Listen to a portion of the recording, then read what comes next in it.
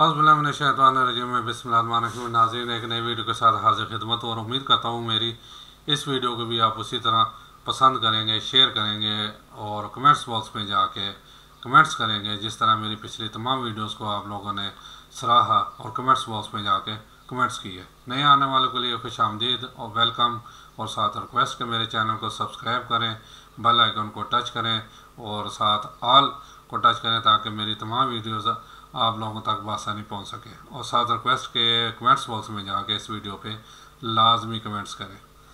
नाज़रीन, आज एक इंतहाई वीडियो, ये आखिर तक देखिएगा। एक पाकिस्तान में इंतहाई बुरी तरह बढ़ती हुई बीमारी, जिसका अगर मैं ये कहूँ कि सिर्फ इसका बुनियाद जो है ना हमारी जहालत है और कुछ भी नहीं है। और आप इससे अंदाज़ा लगा लें कि मोहम्मद काशिफ साहब, जिन्होंने इस टाइम अपने बेटे के नाम से काशिफ इकबाल थैलेसीमिया सेंटर बनाया हुआ है, उन्होंने हैरान कुन नताइज ऐसे दिए कि आज से 3-4 साल पहले वो अपने बेटे को इंग्लैंड लेके गए तो कहता है वहाँ पूरे इंग्लैंड के जो मरीज़ थे थैलेसीमिया के, थैलेसीमिया मेजर के, यानी जिनको मसनूई खून लगवाया जाता है, वो सिर्फ 360 थे, सिर्फ 360। और पाकिस्तान में उस वक्त जो तादाद थी वो 40,000 से ज़्यादा थी। कहाँ 360 और कहाँ 40,000 से ज़्यादा। वो 50,000 भी हो सकता है, वो 60,000 भी हो सकता है। आप इमेजिन करें सिर्फ 40,000 ही लगाए। और इसकी वजह क्या है कि वो मैं आगे जाके बताऊंगा। ये एक मैंने जो नोट्स तैयार किए हैं, आप ये सारा देखिएगा तो इंशाल्लाह मालूमाती ये इससे कम अज़ कम हम आने वाले बच्चों को इससे बचा सकते हैं। क्योंकि हमारी एक खुशकिस्मती होनी चाहिए, लेकिन हमारी बदकिस्मती ये है कि हमारे जो है ना यूथ इस टाइम यानी 18 से 28 साल तक वो 60% है।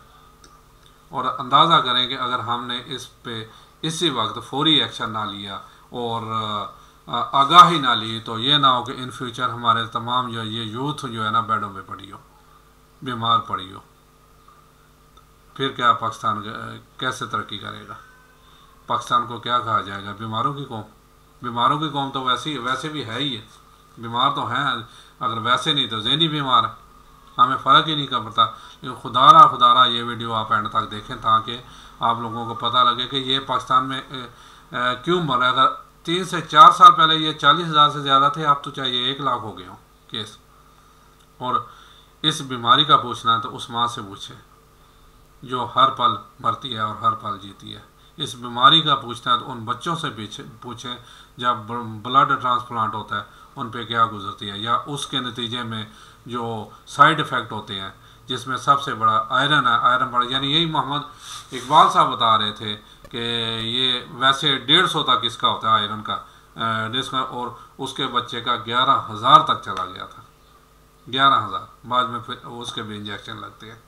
कहाँ 150, क्योंकि ज़ाहिर है मुख्तलिफ खून लगाए जाते हैं मुख्तलिफ आदमी। फिर इसके एक और साथ जो मनफी होते हैं, इससे हेपाटाइटिस A, B, C और दूसरी कई बीमारियां मर्ज़ वजूद में आ जाती हैं। तो अगर इससे बचना है तो इस वीडियो को देखें और इस पर लाजमी अमल करें। और मैं सबसे पहले शुरू में गवर्नमेंट और पाकिस्तान से भी रिक्वेस्ट करूँगा कि खुदारा हमारे गरीब बच्चों को भी ये देखें। मैं आप लोगों के सामने हाथ बांधता हूँ कि माना कि आप उन्हें आगे जाके कोई क्या कहते हैं अपना जवाब सवालों जो आपका नहीं होगा, आपसे कोई पूछा नहीं जाएगा। आप लोगों ने वहाँ भी अपने बंदे मुकर्रर किए हों, आप सीधे जन्नत पे चले जाएंगे। क्योंकि आप लोगों ने मौलवी भी वो रखे हुए हैं जो बताते हैं जी देगा पका दो, चौधरी साहब मलक साहब देगा पका दो और एक मिलाद करा दो, ख़त्म करा दो, तो इंशाल्लाह जन्नती हो। भाई ऐसा नहीं होगा।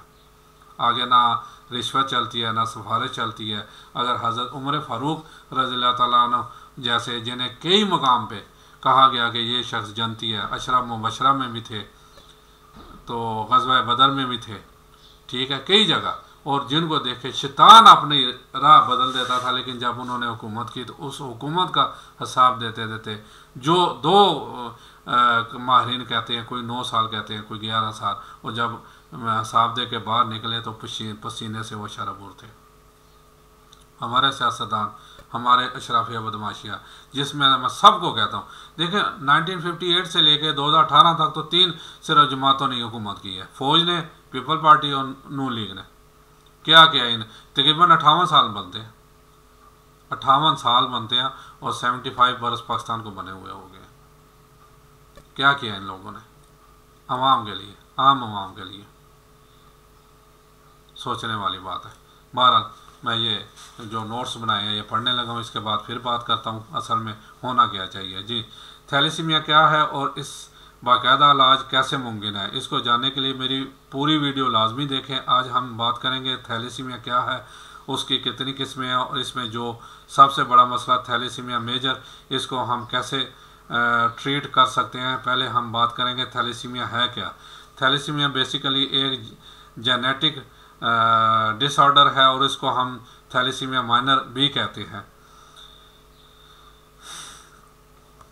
थैलेसीमिया ट्रेड भी कहते हैं।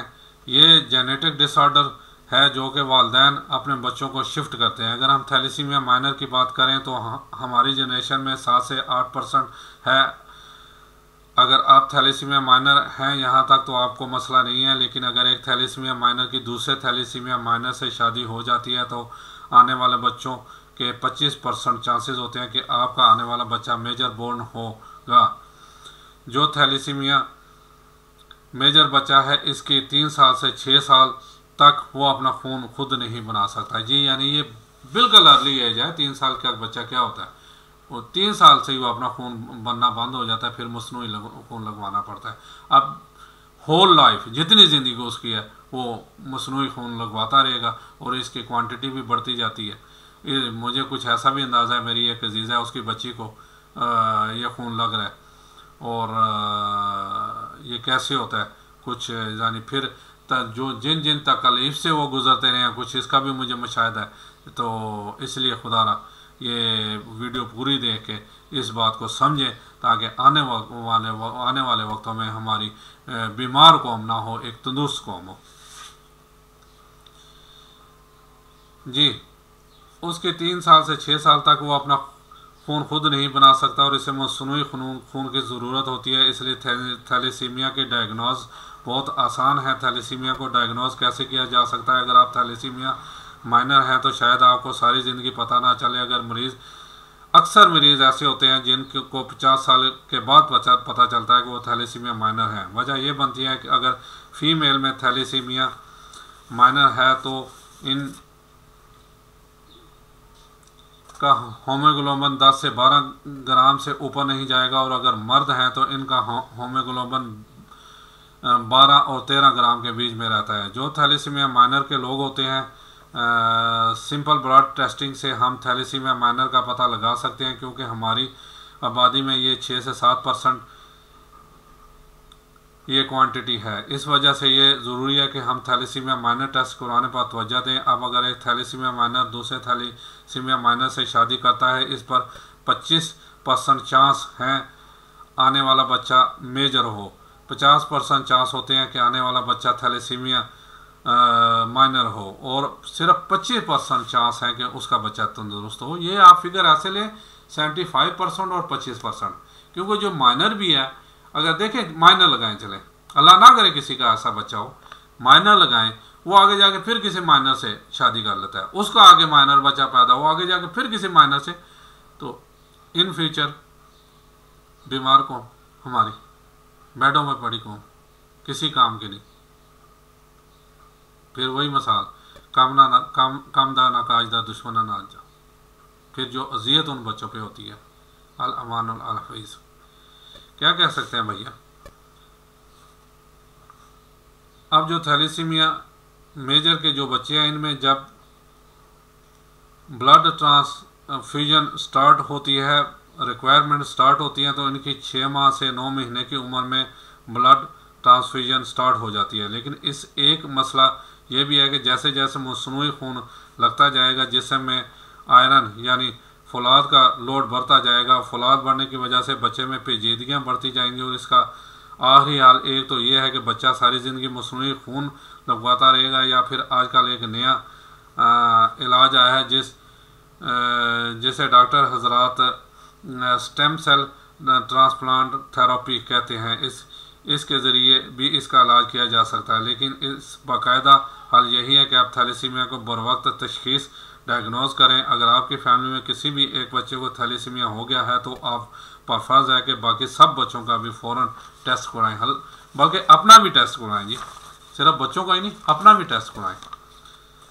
अगर थैलेसीमिया माइनर की थैलेसीमिया मानने से शादी के फ़ौरन बाद पता चल जाए इस मर्ज़ का, तो इन्हें क्या करना चाहिए? ये भी एक सवाल है ना। अगर शादी हो ही जाती है तो फिर क्या करना चाहिए? अगर ऐसा हो जाए, और देखें अगर ऐसा हो जाए और फिर हमल भी ठहर जाए, तो हमल के दौरान एक टेस्ट होता है जिसे CVS क्रोनिक विलास सैम्पलिंग कहते हैं। ये टेस्ट हमल के 12 हफ्ते को टेस्ट किया जाता है, जिसमें यह पता चलाया जा सकता है कि आपका आने वाला बच्चा थैलेसीमिया मेजर है कि नहीं। यानी उसके बाद फिर इख्तियार है, अगर मेजर है तो वो चाहे बच्चे को, लेकिन ये तो उलमा से पता करना पड़ेगा कि वो हरगिज़ ये इजाज़त नहीं देंगे कि बच्चे को ज़ाया करवा दिया जाए। एक सवाल ये किया जाता है कि मेडिसिन से इसका बाकायदा इलाज है तो वो नामुमकिन है, क्यों? आपके अंदर जब खून ही नहीं बढ़ रहा, आप बच्चे का खून बाकायदगी से तब्दील करवाएं। इसका टारगेट होमोग्लोबिन 10 ग्राम तक रखें ताकि बच्चे की नशोनुमा में समझौता ना हो। दूसरा इलाज जो कि आजकल पाकिस्तान में ही हो रहा है वो है बोन मैरो ट्रांसप्लांट, लेकिन ये भी बच्चे की शुरू की उम्र में की जा सकती है, मसलन 2 साल, 3 साल, 4 साल की उम्र तक। ये जी देखें, इसका मसला ये है। बाकी ये बोन मैरो या दूसरा ये तो बहुत कॉस्टली, यानी ये मोहम्मद काशिफ ने ये मोहम्मद इकबाल साहब ने जो बताया था उसके मुताबिक 40 लाख रुपया, और ये होता भी बाहर है। अब पाकिस्तान में मेरा शायद शुरू हो गया हो, लेकिन यहाँ भी कौन सा ये फ्री कर देंगे? कौन से इदारे हैं गवर्नमेंट हॉस्पिटल में, प्राइवेट हॉस्पिटल? भाई वो तो कसाई हैं, उन्हें क्या, किसी का मरीज़ मरता है, हमारे किसी का मरीज़ अगर किसी तकलीफ़ में है तो वो कहता है जहन्नम में जाए, हमारी तो फ़ीस होनी चाहिए, हमें मिलनी चाहिए। देखें, इसका वाहिद हल पाकिस्तान में कानून साजी हो।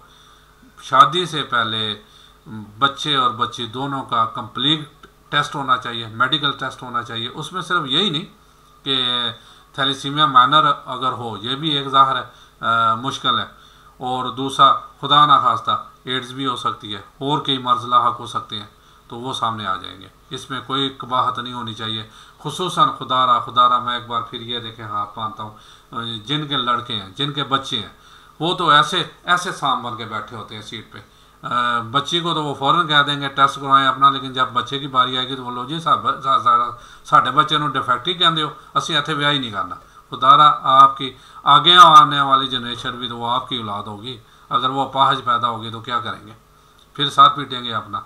इसलिए टेस्ट करवाएं। ये सरकारी सतह पे कानून में होना चाहिए, और यकीन माने कि जो ये टेस्ट ना करवाए पता लगे उसे कम अज़ कम उम्र कैद के साथ, और उसे नहीं उनके वालिदैन को उम्र कैद हो, ताकि वो डरें इस चीज़ से। अल्लाह ने क्यों कवानीन सख्त बनाए, सज़ाएँ बनाई, ताकि हम अपने जो है ना कैंडे में रहें, अपने हाथे से अपनी रेड लाइन क्रॉस ना करें। और दूसरा खुदारा एक बार फिर, आज मैं बार बार हाथ इसलिए बांधता हूँ कि ये एक इंतहाई संजीदा मसला है। हमारे जो मौलवी जो है ना सिर्फ स्पीकरों पे बैठ के जहालत की बातें करते हैं ज़्यादातर, उन्हें भी हर जुमा को ये साथ 1 या 2 मिनट लगेंगे इस पे लेक्चर देने के लिए कि टेस्ट अपने बच्चों का करवाएं शादी से पहले, उन्हें आगाही दें, ताकि, क्योंकि मेरी बात किसी ने नहीं माननी, लेकिन मेरे मोहल्ले का मौलवी अगर कोई कहेगा तो लोग फ़ौरन उसके पीछे आमीन कह देंगे। लेकिन मसला क्या है, हमारे मौलवी स्वाए देगा पकान दे, ख़त्म दुआन दे, और इसी टाइप के, और जिससे उन्हें खाना में मिलते रहे तो दिहाड़ी भी लग जाए, इसके अलावा इधर उधर होते ही। एक छोटी सी मैं मिसाल देना लगाऊँ कि हमारे मोहल्ले के इमाम, देखिए मैं उनके सामने पीछे नमाज़ पढ़ता हूँ, इसलिए मैं ज़्यादा तो नहीं बोल सकता कि मैं नया जब आया तो फजर की नमाज की सुनते, मैंने लोग धड़ाधड़ बार सुनते ही पड़े, यहाँ तक कि फजर की नमाज भी होगी। हालांकि ज़्यादातर आप लोगों को पता होगा जब फ़र्ज़ नमाज हो रही हो कोई दूसरी नमाज नहीं हो सकती।